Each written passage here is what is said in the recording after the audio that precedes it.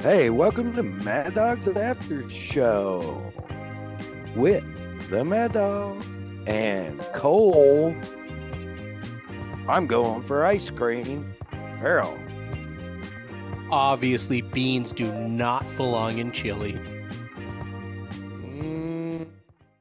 I decided to fly through the air and live in the sunlight and enjoy life as much as I could, and that's just what I'm doing.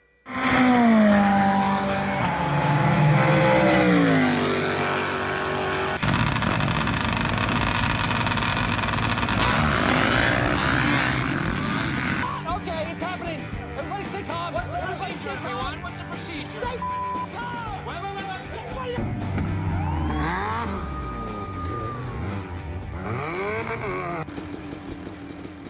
Man, thank you for those inspiring words, Mr. Evil Knievel.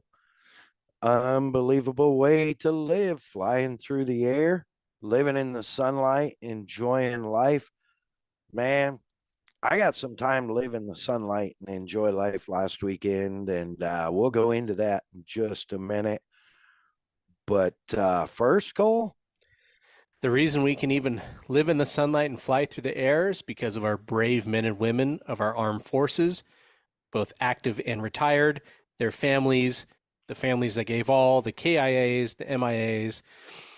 We are so grateful here at the show, and we are very grateful as well to have our first responders, if you do decide to fly through the air, to have our backs at every moment at the drop of a hat. Yep. They are the reason we can do this. And so, once again, we are so thankful at the show to have everybody support us, all our patriots. Yeah, for sure. And a special thank you to those families that gave all the families of our military KIA and MIA. Huge respect from us over here at the after show. We're so thankful for all of you. And while I'm being thankful, I want to give a special shout out to Volusia County Sheriffs, the Florida State Patrol, the Daytona Police Department, and Daytona Beach Police Department on the great job they did last week. Mayhem down there at Bike Week, and I know they were busy, but serious shout out.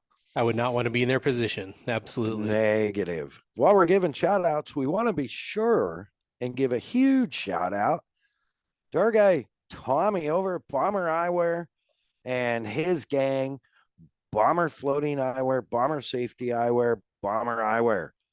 The blue jeans, the sunglasses. Everyone should have 10 pairs, over 40 frame options, and I don't even know how many lens options. You can get them in smoke. I'm wearing currently a dark smoke polarized safety lens. Put that all together, and for me, it just makes for eye happiness. Of course, speaking of happiness, have my tunes cranking today. I was out driving the old grinder. That kicker audio was just a bumping, sounded so good. So grateful for our partners, Kicker Performance Audio. You can find them online at kicker.com, on Instagram at Kicker Audio, on Facebook, Kicker, every other Tuesday night on their YouTube channel, and live on Facebook at Kicker Unmasked Live, 7:30 Central. Of course, our dog, Cole, sharing his passion for all things desert racing through the lens of a camera. If you have not found him at the Premix Podcast, you go to Instagram, you go to search, you type in the @ symbol, and then you type in ThePremixPodcast. He'll pop right up, and maybe you'll find a picture of your race car on there. Good chance. He's had a couple of outings this year already, and I know a lot more down the pipe. And of course, he's always available, unless he's booked, for your MC and announcer needs. Slide into his DMs there on Instagram at the Premix Podcast. Of course, Kelsey Morrell Film on Instagram at Kelsey Morrell Film is killing it getting our YouTube stuff done. I've been traveling so much, I haven't had a chance to get some more of the episodes done, but she has just been cranking them out and getting them ready for me to get up there. So we have content on our YouTube channel, and that is MAddOG, MAddOG Media. Check it out. Of course, Hey Keeks Marketing, keeping us fresh on our social media templates, videos, stuff like that. Find her online at heykeeks.com, on Instagram at Hey Keeks Marketing. Good golly, Miss Molly. What a week, dude. Welcome Holy home. cow. A Woo. day late and not $1 short, but you're home. Yeah, I am. And man, that was I just it was a trouble. So let's just handle that first and get it out of the way. Jump right in. So I had a very busy week last week. I flew out Tuesday, had some time with the American Flat Track people. Wednesday, went to the American Flat Track season opener party at one Daytona, which I'll get into a little later. Had American Flat Track Thursday all day. Had Kicker AMA Arena Cross Championships Friday all day, Saturday all day. Packed up Saturday night and back to my hotel in Daytona and back on the road at 6 a.m. Oof. Sunday after the time change, which robbed me viciously of an hour. Makes me thankful for this Lake Havasu no time change thing. But got to Orlando Airport 3 hours early because I've been cautioned about Bike Week traffic and spring break traffic. Only to find out I've been so busy, I hadn't realized that they had a bunch of weather-related and air traffic control regulated ground stops all over the Southeast on Saturday. And so, there I was at the airport and we were all, let's just say I was flying Southwest, got to the gate. They changed the gate as we were supposed to be boarding. Strike one. Yep, went to the new gate. Flight crew showed up. Flight crew was there. All the people were there waiting to get on. There was no gate agent. Oh, no. Yeah, finally, after about, I don't know, after the pilot came out and checked twice, so probably an hour, somebody went and actually found a gate agent. I had an hour and a half layover at Dallas Love Field. So literally by the time we got boarded and got taxiing, I had basically, by the time we took off, I was within 5 minutes of missing my connection in Dallas Love Field. Sorry, was this at Seagate? Is this where you were at? And this was in Orlando. Oh, I'm sorry. Go ahead. Yeah, I'm sorry. that's coming home. Going out, no problems. Other than Thrifty Rental Car Orlando, you suck. You need to find some people that have some energy behind the counter. So going back to the trip home, hit Dallas Love Field. I figured, well, there's like 4 flights to Vegas. So hopefully I can get on one. Got there. Southwest had been kind enough to rebook me at 2:00. Keep in mind, this is Sunday. Book me on a non-direct flight to Vegas at 2:15 Monday afternoon. So after dealing with multiple cranky Southwest customer service reps, which is really unusual. Normally they're great, but these people obviously had just been beat up for probably 2 days because all the ground stops and everything. I missed, they had put me on standby twice for flights to Vegas. Did not make either one of those. I thought I was going to make one. It showed 2 seats remaining, but then they had to bump me for a flight crew that needed to go to Vegas. So Yeah. Second So, class citizen. Woof. right. That being said, my luggage did not get bumped. So my luggage was well on its way to Vegas by the time I gave up. And I actually went to this lady, customer service rep, who I dealt with like 3 times or 4 times already. And I was like, hey, I give up. There's 2 more flights, but they're booked. You guys are overbooked. They're giving away $2,100 in flight credits for flights Whoa. like to DC because they were 25 people overbooked. Trying to entice people to give up their flight that have been stranded there for a day. Um, it was a disaster. Yeah. It was the biggest disaster I have seen out of Southwest. And I hear a lot of airlines were that way, but huge, huge disaster. I just told her flat up, I didn't want to yell. I wasn't, I didn't want to be I was literally praying to be the nice guy, right? Yeah. And I'm like, I Be give above up. it. If you can get me on the 8 p.m. flight to San Antonio, there's a 5:30 direct flight to Vegas that You're morning. telling them this. Yeah. Yeah, both of them show room. If you could get me on that, and and she got to looking, and to her credit, and I said, I understand, like, everything you're going through, It's out of their but hands. I'm like, I'm just tired of dealing with cranky Southwest agents.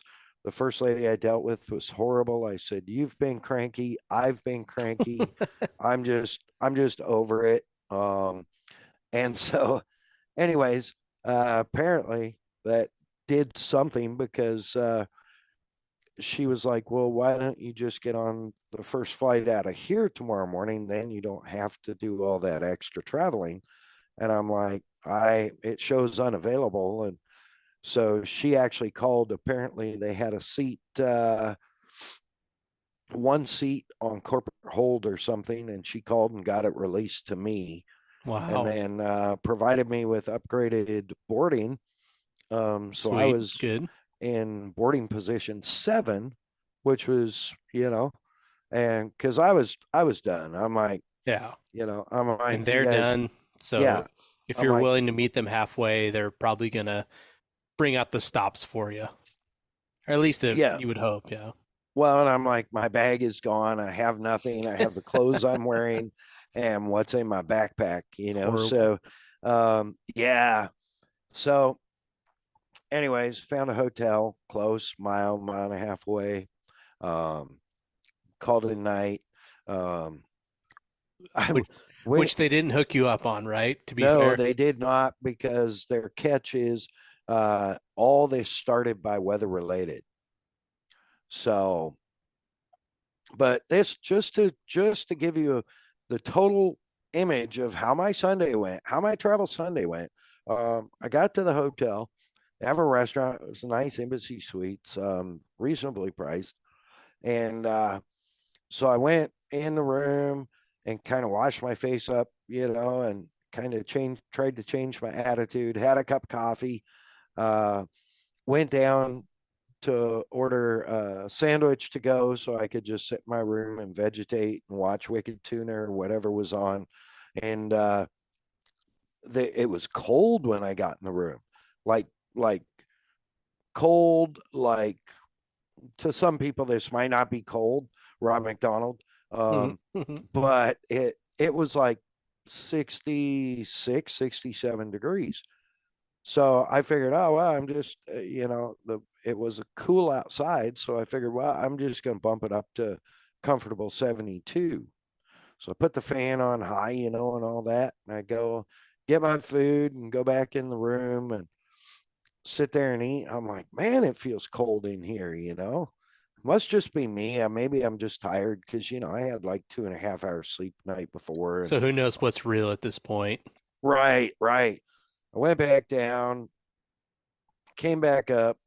Um, I'm like, man, it is really cold. That thing is just blowing cold air. I had Uh, turned it before I went back down. I turned it up to 80 because I'm just to like, get it to go. just to see if something's happening, So when you come back, it's hopefully 68. 62. blowing full on air conditioned air. Whoops. And I'm like, oh, great. So then I went back down. Literally at this point, I was shivering. Right. I mean, all I had was shorts, t-shirt, a very thin jacket. You're from Alaska. You would think you'd be able to fight through that, but not anymore, bro. yeah, not anymore. after living on the river, things change. Yeah, but yeah, for sure. So yeah, man, it's crazy.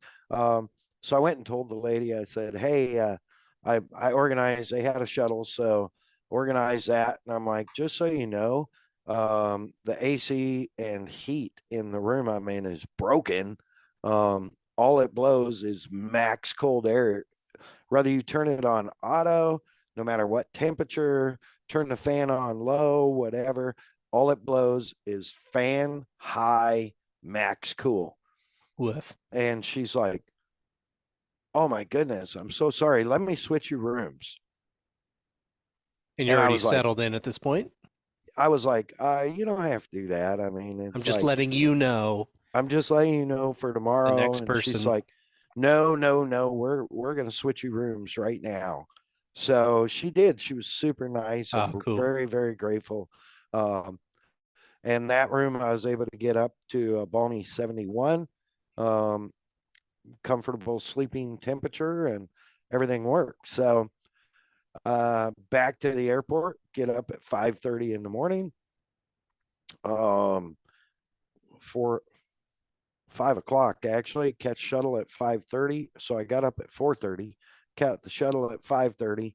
Of course, I had to use a hotel, one of those throwaway razors, which about ripped my face off, and had nothing, like literally nothing. They gave me one of their, the hotels have those little, what are they called, sundries or whatever, that they give you. I was like, she gave me a comb. They were out of toothbrushes. Oh no, they have toothpaste. She gave me toothpaste. Okay, nice. Yeah, toothpaste. And let me see, shaving lotion, and one of those gnarly shavers, like old school type, Bic single blade, rip your you skin do one off. pass and it's already hurting. It's already dull. Yep. And I got no aftershave to put on or anything, So anyway, yeah, no, I got out, and fortunately I did make that flight. The lady working that flight was super nice and very educated about airplanes. So we stood there and talked for 45 minutes about aircraft and how much better the Boeing aircraft is than any of that French made garbage. And so yeah, I managed to make it home, and my bag was sitting there waiting to be claimed as soon as I got to the lost baggage, and made the run home. But it put me a day behind, on getting anything done, because I'm actually rolling out tomorrow morning. So anyways, that's the deal. That was the flight home. Thanks for coming along for the ride on that mess. Literally touch and go. Yeah, but on top, all things being said, fair, good, and equal, I'm super grateful, that definitely God blessed me with a good attitude, so I wouldn't be that asshole guy. And I met people in Orlando that have been in the airport over 48 hours. Yeah, no thanks. And any amenities, that's out of their pocket. It's not fun. It's Yeah, no, I'm just so thankful that that I got home and the lady took compassion on me, and so I just grateful. So yeah, that was that. I felt so bad. I was sorry, but I'm having a swell time on Sunday watching NASCAR from Phoenix. I'm at the local pub having a good time with my wife, and I'm getting these updates, and I'm like, oh no, this is horrible. I feel so bad for you. And by the end of the day, it was, all right, here's the same text, so I don't have to tell multiple people. Here's Where I'm at, I'm gonna try to get the hell out of here tomorrow. Yeah. I was like, I ooh, know. he's good spirited, but he's broken. He's Yeah. broken. Oh, I definitely was. I definitely was. So, that's all part of it. Um, you know, you have to expect that flying this time of year, especially first quarter. I mean, anything can happen at any given time. Been very fortunate. I had that delay in Austin last weekend, but they got me home, albeit late, but I got home, and I just really felt for those people that have been like, there was a college baseball team, uh, men's ba- men's baseball team that had been in the airport 24 hours, and they were all sleeping on the floor in one of the gates, and so, like, the other side of that is, okay, yeah, you got to expect this. It's part of it once in a while, but the bottom line is, how blessed am I to do what I do? So Yeah, yeah. Well, good it's, attitude about it. you have, I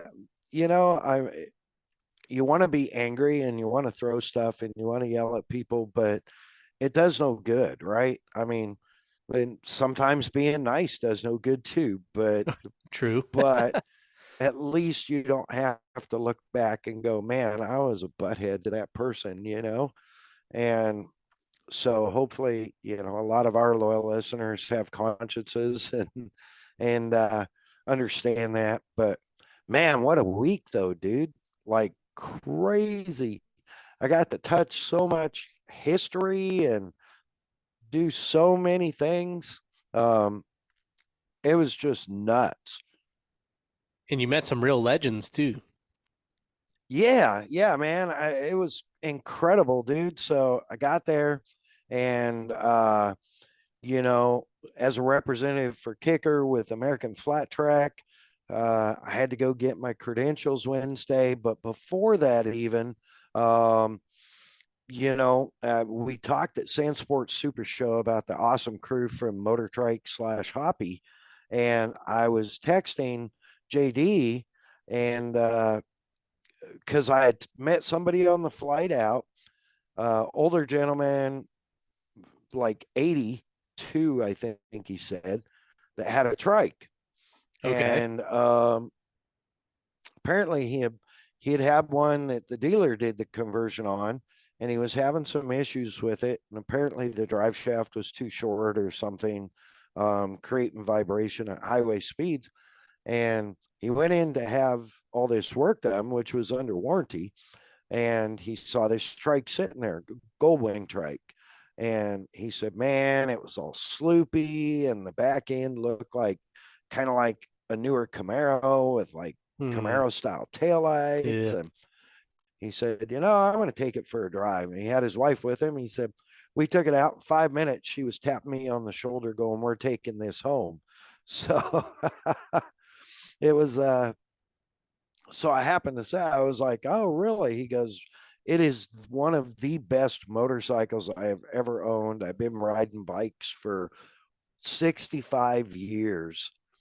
And he goes, things just amazing. I said, oh, and by any chance, is it a motor trike? And he's like, well, yeah, yeah, it is. It's beautiful. It's amazing. I said, oh, I know those guys, super good dudes.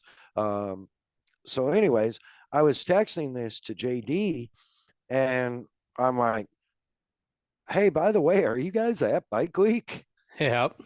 And he said, Jeff and Richard are. They've got the, I said, oh, where? He said, right across from Indian at the Speedway.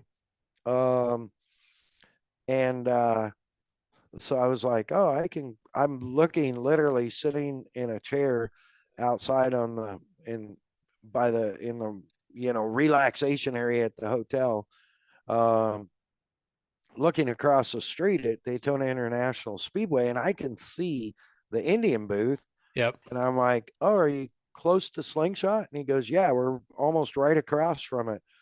He said, there's Indian, Slingshot, BMW, and we're in the other corner. And so I zoom my phone in. He goes, they have the big yellow semi. And I'm like, this one? So I actually ran over there and was able to spend a little bit of time with those guys, Big Jeff and Richard, and look at some of their product up close because I Oh, really cool. haven't seen it. Um, wow, just amazing product. So yeah, after wrapping up with those guys, man, I ran over to had to run over to the short track, which is right off of Turn turn 2. two Yeah. at Daytona International Speedway, quarter-mile flat track. They were still working on prepping the track and stuff. Uh, man, it was super cool. Got to see all the AFT friends and Robbie, of course, and Cameron. And if you haven't listened to that episode, I believe that's episode 74. Definitely check it out, where we dropped the episode with big news of upcoming events that nobody knew about from American Flat And Track big teams or and big a big team. teams. Yeah. Yeah. And American Flat Track dropped the news that afternoon. So they were a Yep. little behind us, which is great. Um, but yeah, man, it was just good to see all those guys, got all that done. Um, dude, got my credentials, got my waiver signed for the entire season, and just spent some time. Got to see my good friend Arnie from Team Fast Track Racing, that's based here out of Havasu, and Bronson Bauman, and Arnie's amazing wife Amy, just great people. So good to see them. And then, yeah, man, I had to run out to the beach, if you will, to the Ocean Center, to where Arena Cross was going to be and where it was the weekend before, um, to check on some stuff. And I got out there and got what I needed done. But Rob Goodwin was out there, who's the bike chief for four-time Kyle Peters.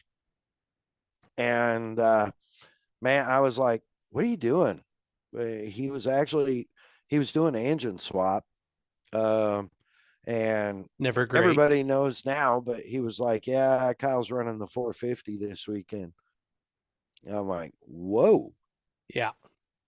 because Kyle is really comfortable on the 250, but the 450 was what he needed for the sand, I guess. And we'll get to that in a minute. But yeah, so I was like, dude, are you done?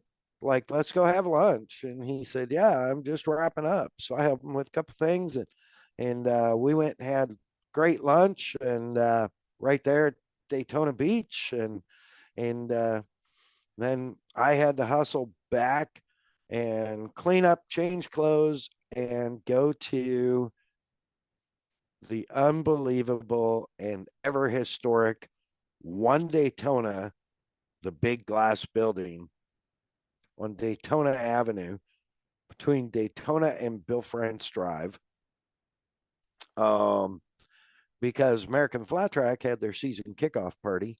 And, I got to see so many people, make some new friends.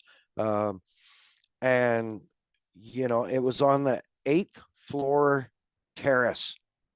Weather was beautiful. You're overlooking the speedway. It just crazy good. I mean, I'm on the beaches of California and you made me jealous. Yeah, it was nuts, dude. Yeah, just so much history right there, and of course that building is the world headquarters for NASCAR, IMSA. Beautiful building, beautiful building. But it was really cool. We're up there, and I see this guy with a very, very recognizable mustache and very And dark nice hair. black hair. Yep. Yep. And so I happened to catch him. He said, "How you doing?" As he was kind of walking by, and I said, "Well, you're Mr. Helton, aren't you?" And he goes, "No, I'm Mike." Oh my gosh. And I Stop it. said, he goes, "No, I'm not Mr. Helton." I'm like, "Oh, well," I introduced myself, and told him I was a fan. I followed his career for a lot of years, and yeah, so Big Mike Helton, super nice guy, For those super of you who don't personable. know, Go ahead, Cole. he is Mr. NASCAR. He's the guy. He's the one that runs the whole show. He's the one that has to make the tough decisions. He's the face of the company of NASCAR. And that sounds crazy until you realize how big NASCAR actually is and how many properties they own and how many race series they own and how many wannabe racers get in his face about things they're not happy with. He's the guy. Yeah, yeah, he is. I'm sure a very busy guy, and to be able to spend the evening just hanging out was probably good for him. I would But hope so. yeah, it was really cool. I got to meet the new marketing person for Caterpillar, Oh, and she's super nice. Um, she's not new to she's new to that specific industry, but she had spent over 10 years with Anheuser-Busch. So, um, and got out just the right time and went to Caterpillars. So, super, super great girl. Jessica, if you happen to listen, it was awesome to meet you and hang out with you all weekend. And Kara from the marketing person for Caterpillar Rental Services. Um, they're just awesome girls, great times. But yeah, man, here I am hanging out. Like I never, ever, ever as a kid would have imagined not only that I would see and be on the soil of Daytona International Speedway, but actually be like at their world headquarters. And mingling just, with the top execs of NASCAR and yeah, it's just crazy, IMSA. man. It's just like very, very humbling and just really an explanation point on how blessed I am to be doing what I do. Well, like not trying to overhype it, but say, and it's hard because people listening didn't see the cool Snapchats I got to see, but if that had nothing to do with racing, that patio is so cool that it would be cool for a nightclub or a bar just in itself to be up there Yeah. on the eighth floor looking over this beautiful piece of property, but instead it's the home of NASCAR and it's their lounge on top of the building. Like, how fun is that? Yeah. Well, it's not even on top. It's only 2/3 Right, of the yeah, right, way. right, right. Yeah. I don't think we got top floor privileges. So, Not this year. Not this year. but it was really amazing to me. I came in and they had my badge there. Checked in, showed them my ID. They hand me my badge. Security at the entrance, and it literally, well, you saw my badge, guest of NASCAR, and I was like, wow, that's really cool. For those of you who don't know, the French family that owns NASCAR, all of NASCAR, IMSA, I believe IndyCar now. I'm not I sure. don't know. That might be Penske or a American private Flat thing. Track, and about a billion other things. Um, uh, yeah, so just gnarly crazy. What a night! And then got to go out to dinner with Cameron Gray. From like from Podcast 74. He does some other stuff too, but check out Podcast 74. Um, and yeah, no, I had a great dinner at this little Italian place right across from One Daytona, and just Was that a went back. recommendation by the boys, or did you just find that? No, that was Cameron. Cameron's like, oh, we got to go here. It's So good. that was that spot. Got it. Yeah, Good. Gray loves his Italian food, Okay. Good. and dude, it was good with three O's. Um, had a great time. We were there with the girls from Cat and Cameron and some of the girls from AFT, and the new director of motorsport, or new director of racing, two-wheel, I believe, two-wheel racing or motorcycle racing, whatever they call it, from Harley Davidson. Only been there a couple of months now, I guess. So, it was really cool to meet him. And we had really, really nice dinner. It was great hanging out and just having fun, and everybody's laughing, having a good time. Great food. So that was really cool. And then we got to I called it a night and went back to my hotel, which was, as forementioned, directly across the street from Daytona International Speedway. And I want to give a shout out to those people. It is a motel. There's no doubt about it. It's called the Quality Inn on International Speedway Boulevard. And I'm sure there's a lot of people that would look at it and go, ooh, I don't want to stay there. Rooms are nice, brand new beds, very, getting very, very,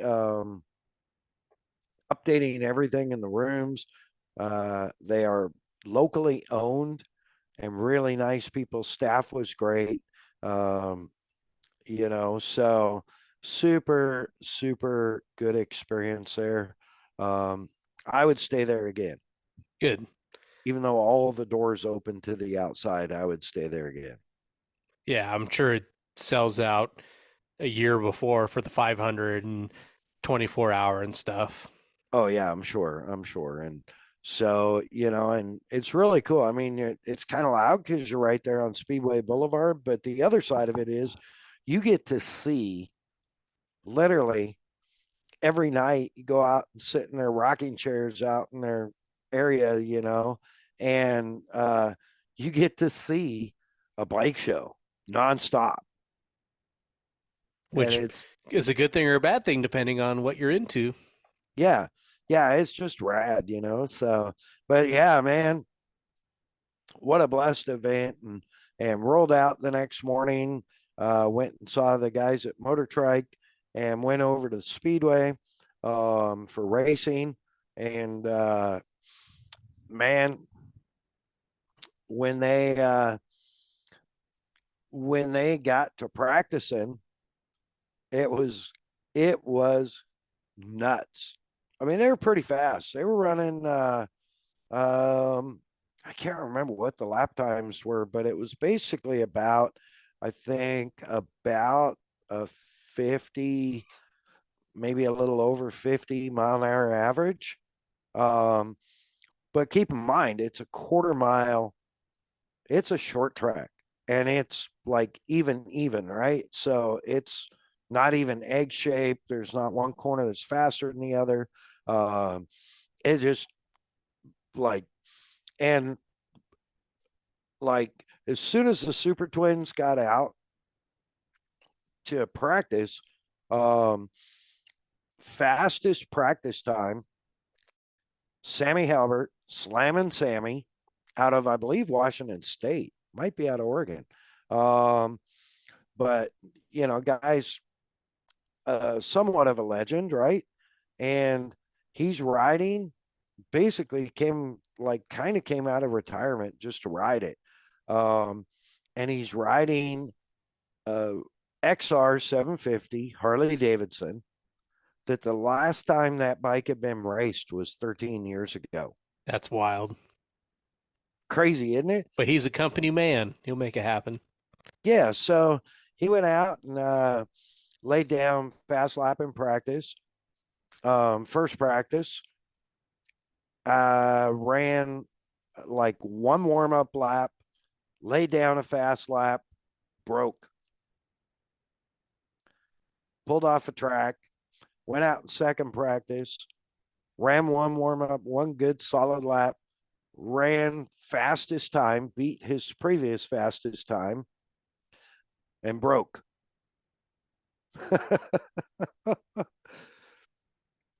Goes out in qualifying, lays down the fastest time. Bike didn't break. But I'm sure that was on his mind. Oh yeah, how could it not be? Um, and he ended up, man, what a night! I mean, he won his heat race, uh, won the Mission Foods Too Fast Too Tasty Challenge, which is basically a dash for cash, um, and won that. And actually, whole shot on the main and led over half the main. The bike started smoking real bad. They black flagged him. He kept racing. About 3 laps later, the bike quit smoking. He kept racing, but it was obviously down on power. He ended up dropping back, um, I think, probably around fourth or fifth. So, Ah, what a best. yeah, but crazy, crazy, crazy night. Um, and it's just, it's amazing that this old, like literally a bike that was raced 13 years ago, who knows how old it was able to not only set fast time, but was schooling everybody till it started laying down.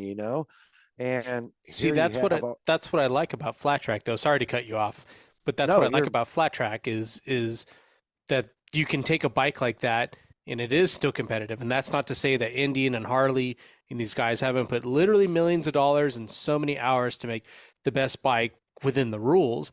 But the fact that you can roll out a 13-year-old bike, and obviously I'm biased, but like you couldn't do that with a motocross bike or an off-road bike. It's like the things that are on the production floor right now are what factory bikes got 15 years ago.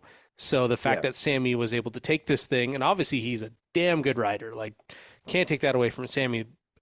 The fact that he was able to go out there and put in the best times when the bike ran, and that's what makes that sport so cool. Like Speedway, is that the technology's not getting out of hand to where things that aren't brand new are still so competitive. It's exciting. yeah, absolutely. And that's what I was going to say too, was like he was laying a whooping on all these modern bikes and including the the Indian FTR 750, which is the full blown race bike, which is a factory developed race specific. You For modern cannot, flat tracking. Yep. yeah, you cannot buy one. No. If you could find one, it'd probably cost you a couple $100,000. Yeah, maybe a $500,000 or something. Yeah, yeah, for sure. And here he is out there just beating up on everybody. I thought it was awesome. I thought it was a great throwback. And goes back to like just that good feeling, right? Yeah. It's cool. The singles presented by Kicker, the AFT singles presented by Kicker Audio. Great guys. They were running every bit as fast as the Super Twins. It was nuts. See, I never know how to feel about that because I'm not a flat track guy per se, but it's exciting to see that. But once again, sorry, we're running the same thing in like Supercross and motocross where the little bikes are doing the same speed as the big bikes. So it's hard to keep the big bikes relevant. And sorry to get off on a tangent, but that is interesting you say that. Yeah, no, you're 100% correct. I think when you get to the half miles and miles, that's where you really see what the big bikes are capable of. But the big bikes obviously are heavier. The little bikes they can whack on and roll the RPM a lot harder, a lot longer. Um, and they're a lot lighter. Yeah. So it would be interesting to put someone like Briar Bauman on a singles presented by Kicker and see what kind of time he could put out there, or Sammy Halbert, or I was thinking more of a Braves. Scotty Dubler, Or Dubler. I would love to see Dubler out there on a single. Put him on a 254 stroke, a 454 stroke, and then a twins. And I would love to just, if we had the money to do an afternoon production like this, it would be so interesting to see what the difference would be. Yeah, and maybe slip in the old vintage 600 Rotax that he has just to see. Yeah, especially on a short track like that. That would be interesting. You need to text him and pitch that. or I will. There you Whatever. go. I like that plan better. But I think he likes you better, actually. He asks Yeah. me every time. I got to see him. I got to see Kristen. You know, he's like, "How's Cole?" He liked my I said, Instagram "Oh, post he's 6 minutes good." ago, so I'm thinking about him Yeah. too. See, crazy. But yeah, man, singles. They got to racing, dude. Um, they've they're at the short track at Daytona. They did not have the Mission Foods hospitality set up. I believe it's transferring to the Monster Energy um, VIP area, and it was very interesting because they had the VIP area, which of course is bike fenced off, you know, and you got to have access to get in, et cetera, et cetera. And they fed us pizza and good food. Holy cow, it was good food. And we had the kicker audio active display set up and playing music in the other Nice. half of the Monster Energy activation, where people could just pile up and watch the racing, watch them basically right there at turn 3. So at one point during the night, dude, I'm watching these guys on singles, um, and I'm like, they're coming out and they're running hard together. Um, and they keep coming out of 2, and they're pushing, like they're getting closer and closer and closer to the wall. And I'm like, wow, and they're matched like side by side all the way around the track. And like on the 5th lap, they come out of 2 and they're pushing out, look just like they did on the 4th lap, you know. But the guy on the outside must have been just right up on the cushion. And when he cut the throttle to pitch it in, it kicked the ass end out, and he tagged the hay bales there with the rear tire, and it snapped the bike around. Of course, threw him down the racetrack a little bit. But that whole VIP area, like I was watching it, and I'm like, oh, you know, I have my bomber eyewear, safety eyewear on. Thank goodness. Yeah, because we're getting dusted. I mean, literally, I'm like 4 feet from the wall. Yeah. So, you know, but the guy tagged the hay bales and they just exploded right in front of the VIP area. And I was laughing because, you know, Rob Goodwin had come as a guest for me. And he's kind of bald.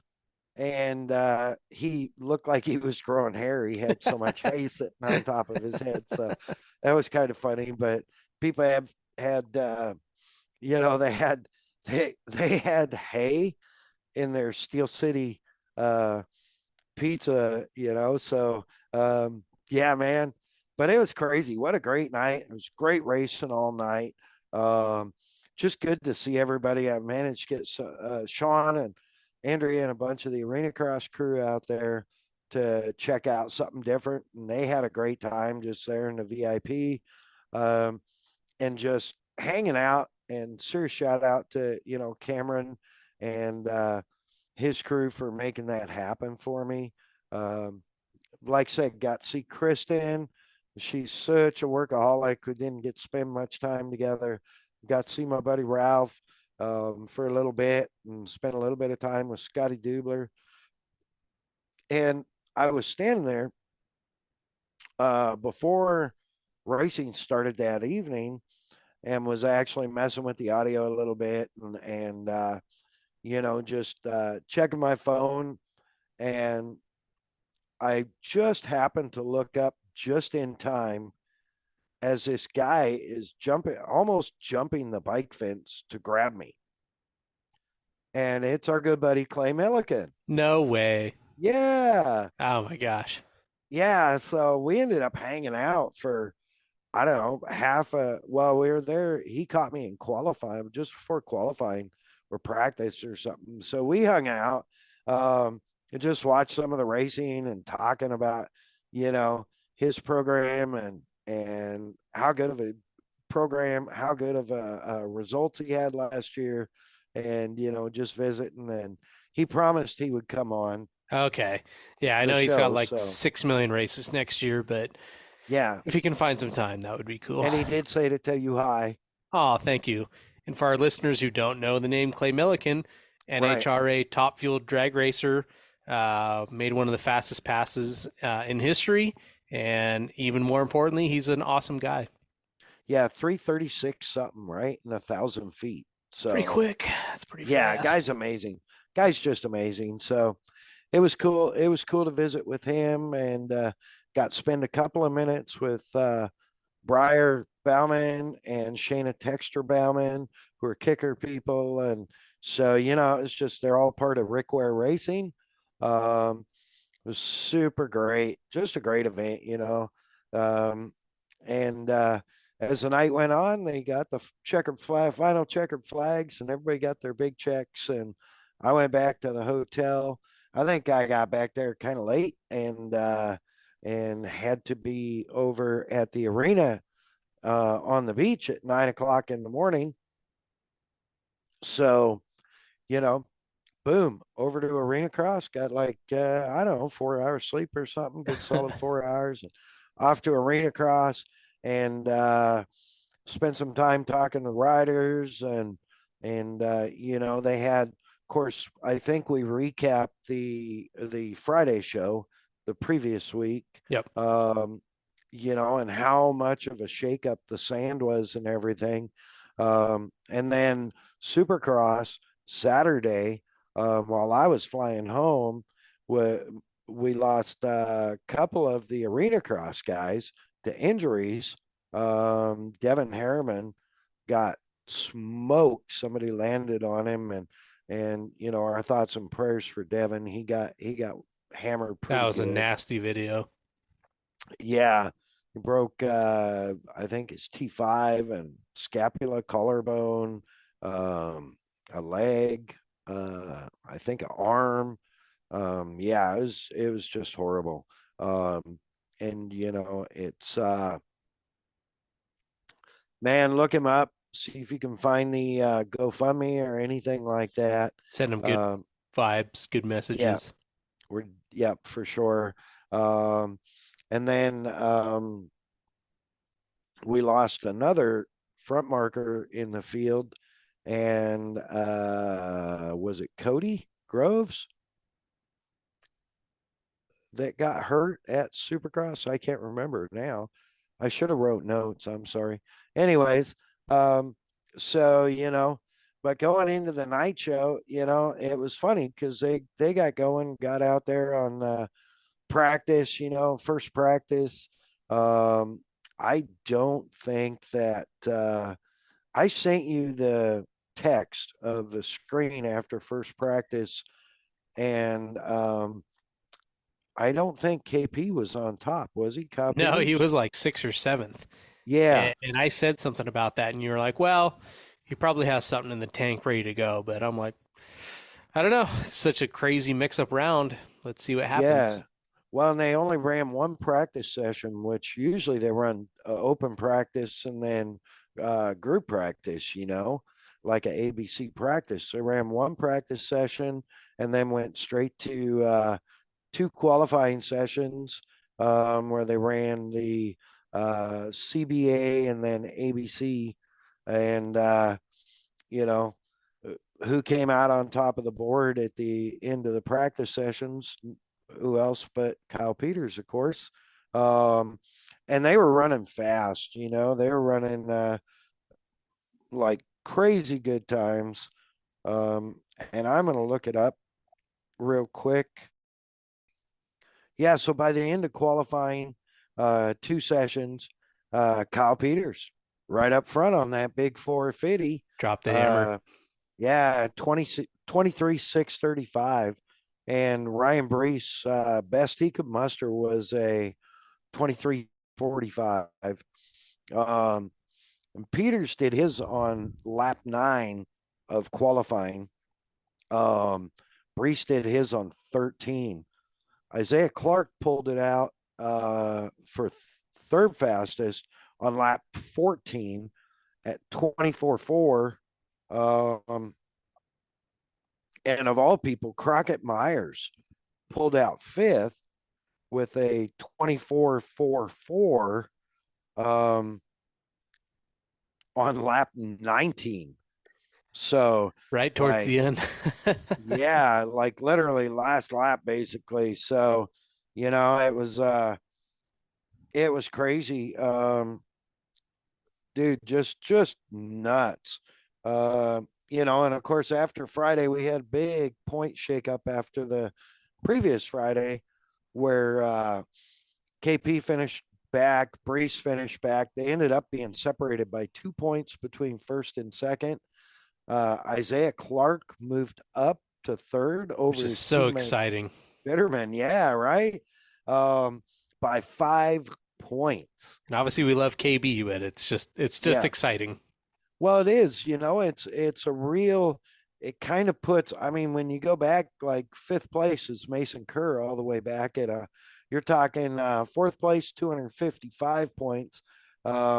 Mason Kerr's back in fifth place at 196. Yeah. I mean, look at not to get off too crazy of a tangent, but it's like if you look at Formula One right now, if you look NASCAR does a lot of rules to try to keep it together, but look at any race series where are you going to have fourth place have a realistic shot going into the last round? Yeah, It's I you can't even write rules to make it like that. So it's pretty crazy what the sport's doing. yeah, really. I mean, you got guys, um, Clark, Bitterman going from fourth up. Bitterman 255, Clark 260, Brees 343, Peters 345. That was after Daytona 1. Um, and so now we're going to get to Daytona 2 Friday night in the sand. KP on the big bike. Um, Went out, made one. Brees had a horrible start or something, got caught up. I don't know, but he has a way when he gets back, he has a way of somehow making sure that he starts on the pole position of main two on the front row when it should be an inverted field. And I'm not saying he's sandbagging, but it sure looks like it when he gets in that position. Just my humble opinion. And that and $1, I'll buy you a cup of coffee at McDonald's. You know what I'm saying? It just but the guys threw it down hard in the night show. In main one, KP right at the top of the podium. It was crazy. Of course, I didn't get to see any of it, but I guess he rode great. And, even you could tell, like, by the second qualifying session, he was getting comfortable on that big 450. Yeah. And, Isaiah Clark just doctor consistent, pulled out that second place. And of all people, Josh Boaz, Bose, um, came in, and I don't think he showed very well last weekend. He showed a lot of speed this weekend and actually took third place. And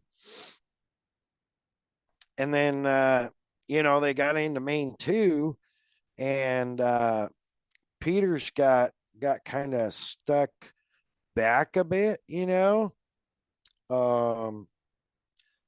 so we ended up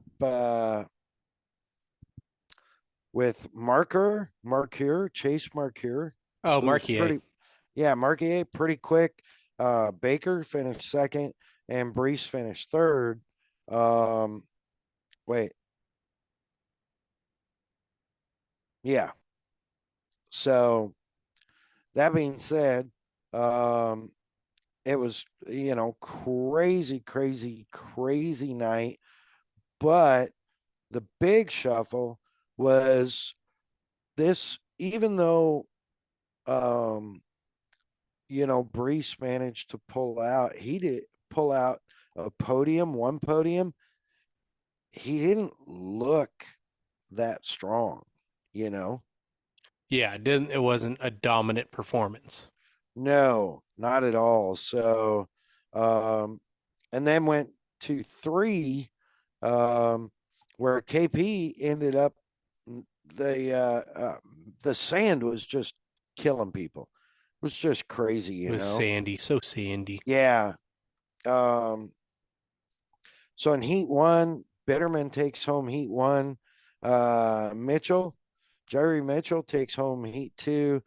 Baker um, takes home heat 3. So no KP, no Brees.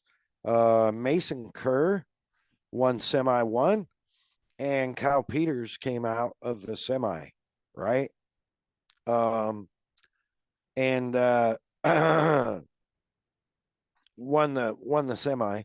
Um, and I think Brees finished second in one of those semis that got him into the main, but he didn't win anything. And then main won Peters, Isaiah Clark, and Crockett Myers, of all things. Bitterman with a 4th. And Brees, this is a big deal. Peters won Daytona 3, main 1, and Brees, who was 2 points behind him, finished 8th. So that was, you got Isaiah Clark finishing 2nd, Kyle Bitterman finishing 4th. So it just tightens things up, right? However, main 2, Ryan Brees, this is what I was saying. He has this knack for being on the pole on an inverted start. When he's down and out, obviously he finished 8th. Yeah, I know he went down. I know he had all kinds of problems, but he did lead it wire to wire in main 2 on night Daytona 3. But I was able to watch that one, and Peters got from the back, had a horrible start.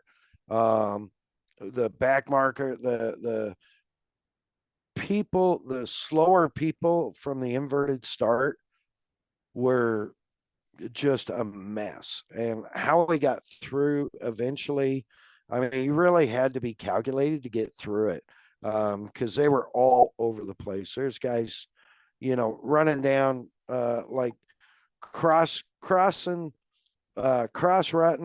everywhere. It was crazy, but Brees won. But Peters was actually chasing him down. Went from like a straight and a half gap to half a straight gap by the end of the race. Bitterman pulled up a solid 3rd, and I think Clark must have had engine problems because he was running up there and started dropping back and finished. I wonder if it just got hot and just lost all the power and kind of. That's kind of what I think. Worked its way back. So the crazy thing is, coming out of Daytona 3, going into the final round in Las Vegas on the 29th at the Orleans, like talk about history in arena cross, right? Peters holds 8 points on Brees. Crazy. And that can go away so fast. Yeah. And so he made 8 points up on Brees on Saturday night. Wow. I mean, nice stress relief for him, but yes, it's still not over. Yeah, far from over.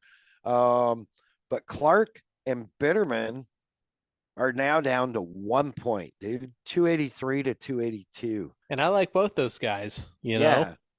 So how do you pick? And Kerr and Crockett Myers are now down to 14 points between 5th and 6th.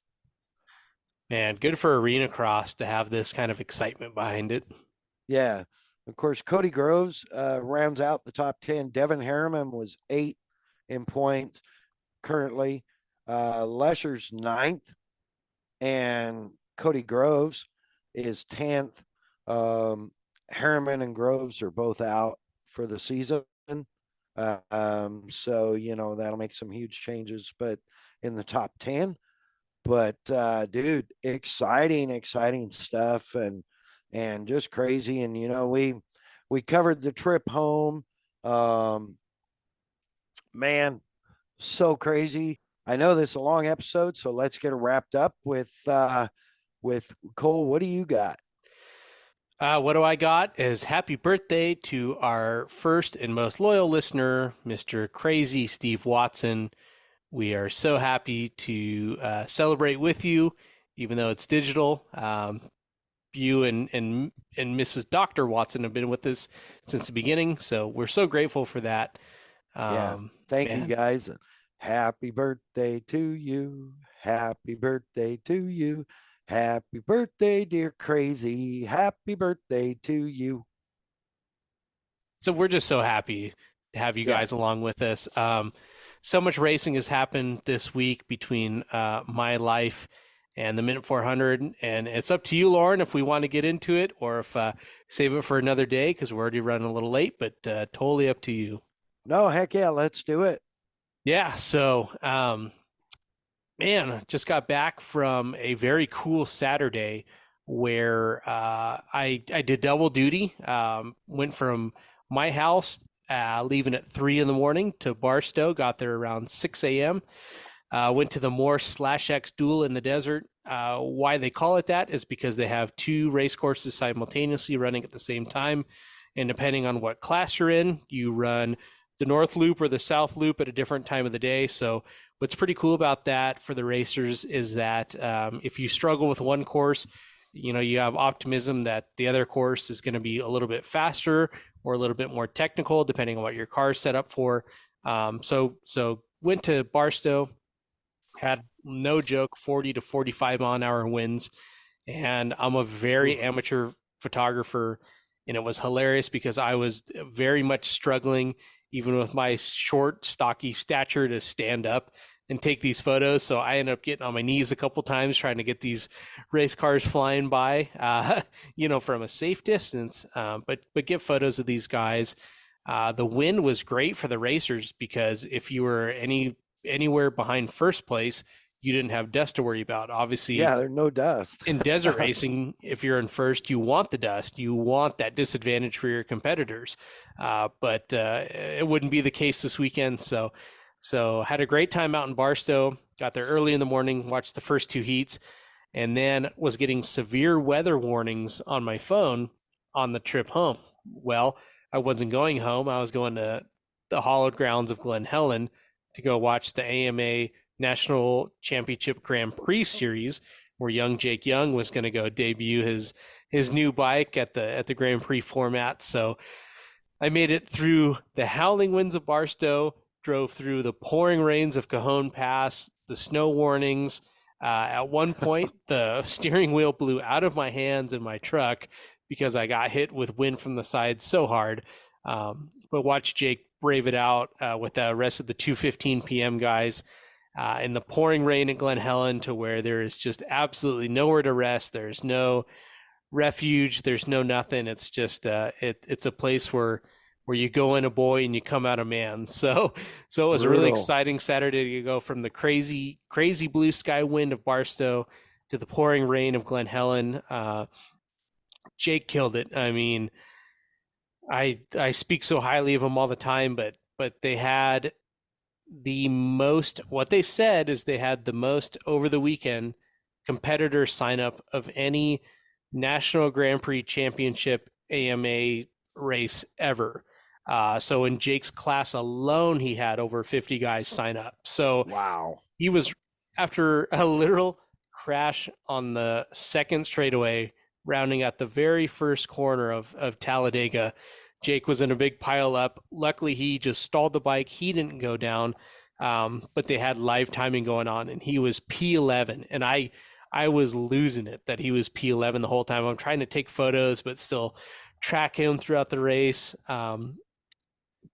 He's just in survival mode. He had lost his goggles by the second lap. He already had them wrapped around his arm. He was just squinting for glory at that point. But yeah, he came over and I gave him a big hug and I'm like, dude, P11, I can't believe it. And he didn't even believe it. He was like, no way, dude. Like, way too much chaos off the start. This is unbelievable. There's no chance. And he kept saying, well, refresh it because guys are coming through the finish line. P11, no, it's not believable, not believable. Well, he had actually passed the guy in the very last lap. So out of 50 guys, we got P10. Nice. And it was just one of those days I'll never forget. I mean, that's how Glen Helen kind of is anyway, but he was out there by himself before I got there. He got P10. overcame a lot of adversity. Everybody had great spirits going into the race. And just to wrap the day up, I mean, this just explains the end of the race is that he's trying to get changed to go home, and there's no dry surface anywhere for him to change. So he had paper plates in his truck from some barbecue. So he had paper plates laid out on the mud in the pits so he could get his boots off and stick his socks on and get his jeans on. And Oh my. just a nightmare. And even the guys next to us, some guy had some brand new Honda and he blew up the transmission. So he and I picked up the back end of this bike just to get it into the trailer. And just, I mean, it was just, it was one of those days where you can't explain it. And racers like you get it, Lauren, but trying to tell the wife and all these people of why standing out in the horrible rain and the wind and horrible conditions and ruining your equipment, like why it was so fun. You just can't, Right. you just can't explain it to the common folk. But yeah, we just had an amazing weekend. And it was, I don't want to compare it to Baja, but it was one of those weekends where you go to work on Monday and nothing bothers you because it's like, well, we've been through the worst of it this weekend between wind and horrible conditions and rain and just all the worst stuff that could happen in a race. And it's like, work doesn't matter. Like you clock in, you do your job, you clock out. Like who cares? Nobody's going to even know this crazy story you went through this weekend. Yeah, that's awesome. And you posted up some pictures on the Premix podcast I on did. Instagram, and man, you got some really cool ones. One of the buggies you got was totally flexed out. I think the right front was off the ground, the right rear is up as far as it'll compress, and the left rear is just totally flexed out. And it yeah, that was a great picture, dude, because at first you look at it and you're like, oh, he broke the wheel off. No, he's just flexed out. I mean, that was a sick shot. No, thank you. And there's actually a really funny quick story behind that is so that was their last name is literally the Perfects of Great American Short Course, the Perfect family. Lee Perfect is the dad. But that is the 1600 car of Ashton and Brooke Perfect. And they were coming in the corner and they're friends of friends. So I always love to take photos of them. And I have a good relationship with Ashton and stuff. And as they're coming through the corner, you just hear the biggest snap. Well, they broke a torsion bar in that corner. So when you see that right rear up, it's because there's nothing left. So the left front is up in the air because the right front just absolutely broke. So I have the photos sequence where it's like good, snap, snap, snap, and they're broken. And there's a perfect in-car video where the driver is driving and you look to the right and you see me and my Ranger on the right taking photos and the car breaks. And it was just, luckily they found a torsion bar between the two heats and got the car fixed. But like of all this race course, the fact that it's somebody I know through friends break right in front of me and we have this good relationship where I'm like, dude, what happened? And I'm already sending them photos before the car's even fixed. It was just classic. Nice. Yeah, that was a great shot. So thank you. I was like, wow, that's crazy good. Speaking, I want to throw back, you said something about the new Hondas, and I missed this on the AFT stuff. So we're just gonna pop on it real quick. Yeah. But congratulations to the Al Lamb factory Honda American Flat Track Super Twins team, because they both made the main event. One of them made it through qualifying. Yeah. The other one made it through the LCQ, but good showing. The one that ended up making it through the LCQ. So, that earlier that afternoon, they were still stringing wiring harness on that bike. You know what's funny? It was like, so thank you AFT for posting qualifying all day Friday. So I got to watch it on YouTube while I worked, but I was very heavily invested, obviously because it's a new season, but I was so curious what these Hondas were going to do. And to see those guys overcome that and the coverage that they got, it just added so much drama that the normal person in the stands might not have even got to realize what was going on. Yeah, it was good for sure. Shout out to the Outlam factory backed Honda Super Twins team, because literally, as I understand it, in talking to some people in the know, they were literally like going into Thursday's race and qualifying. They were literally still building bikes at like midnight Wednesday night. Wow. So That's intimidating. yeah, and huge to the riders. Um, Throw a leg over and like qualify in the top 15 on a bike that you've ridden maybe 4 times. And the guy that came through the LCQ had never ridden a bike before he went to practice. No way. Yeah, never ridden that bike. I don't know about you, but I'd be so in my head about that. It would be weird for sure. Like to get on and like, how do you know anything's set for you? And to go in and still throw it down. Great job, anyways. Great job to those guys. Yeah. So yeah, it was absolutely crazy. Um, Crazy Watts. Speaking of crazy Watson, happy birthday. We're so happy for you guys to be with us. Last year, I actually got to celebrate with you all in person, which was super rad. And hopefully, we'll do it again next year. So, with that, I'm heading off to Red Bull Sand Scramble, Yeehaw. Glamis. Yeah, it should be exciting. We'll have a good update from that event. And Tune in to, I think it was episode 42, where we had Mia Chapman, who ended up being the 2023 Mm-hmm. Red Bull Scramble Series overall champion. Um, Amazing run and great kid. So happy to have her on here. With that, thank you so much to our great partners, Kicker Performance Audio. Find them online, kicker.com, Instagram at Kicker Audio, Facebook Kicker, every other Tuesday night, 7:30 Central, live on YouTube and Facebook Live with the Kicker Unmasked live show. For all your 12-volt audio needs or personal audio needs, check them out. Get living loud at kicker.com. Of course, Bomber Eyewear, Bomber Safety Eyewear, Bomber Floating Eyewear. Um, Man, the blue jeans and sunglasses, dude. Everybody should have 15 pairs. I'm telling you, with over 40 frame styles, I don't even know how many lens styles. Get on there, be sure and order 2 or 3 pairs, and use in the checkout, use that code MAddOG20, Yes, sir. MAddOG 20. Get yourself a little discount. Let them know you love the Mad Dog, and you're thankful that Bomber Eyewear supports us. I'm so grateful. You may even see a picture or two from Sand Scramble of me wearing a black frame. I don't believe it. Yeah, I I believe it do. when I see it.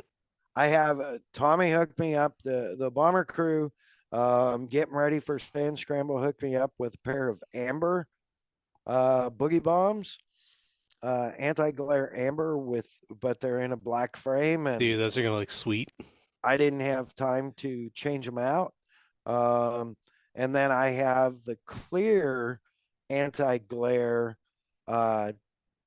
tinted safety lens in the boogie bomb also, that I'm thinking, seeing the weather reports, may come in very handy tomorrow night in the 30-mile-an-hour winds out in Mother G. Yeah. Yeah. I mean, hey, So, Bomber Air is what saved me at the 24-hour with the howling winds. So well, never a bad idea to have 30 pair in your truck. Even if you have 2 pair, but 30 pair is better. yeah, absolutely. We encourage bad behavior. And of course, our dude Cole at the Premix Podcast, go over to his Instagram and check out some of his pictures. Maybe you'll see your car or truck from the slash X duel in the desert last weekend. And if you don't see it, hit him up. He might have a picture. Slide into his DMs. Find him at symbol ThePremixPodcast on Instagram. It's also available to MC or live announce your divorce, your fist fight, your motorsports event, or your slot car race. I already told you where. Hit the back button, back up 15 seconds, and look him up. Would you say I'm always available unless I'm booked? Right? Yes, indeed. Of course, Kelsey Morrell Film. If you have hit our YouTube channel at Mad Dog Media, you will see our YouTube podcast where you get to see our ugly mugs. And it's pretty cool to watch from, just all the different venues. And Kelsey does a heck of a job.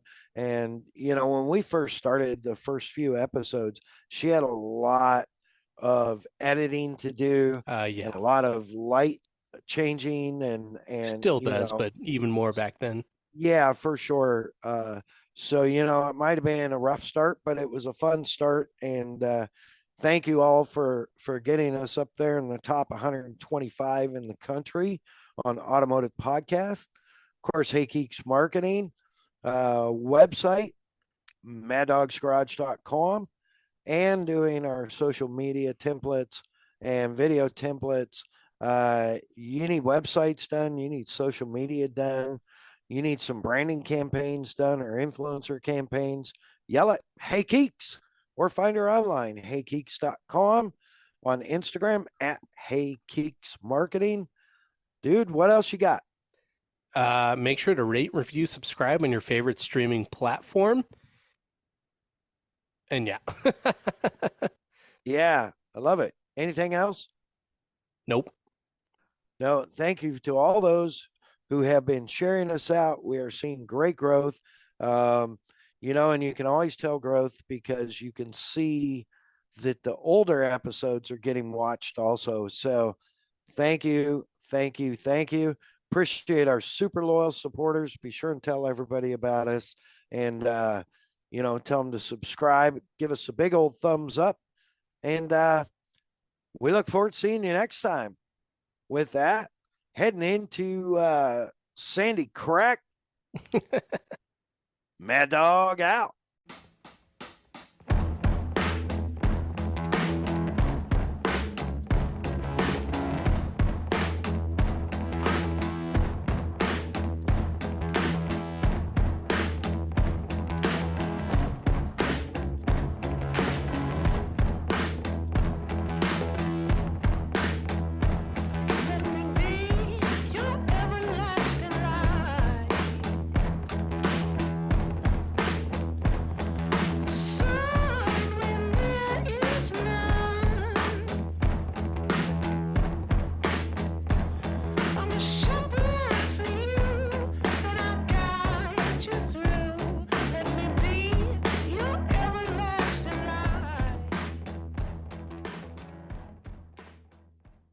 Robbie, That's how you do the podcast.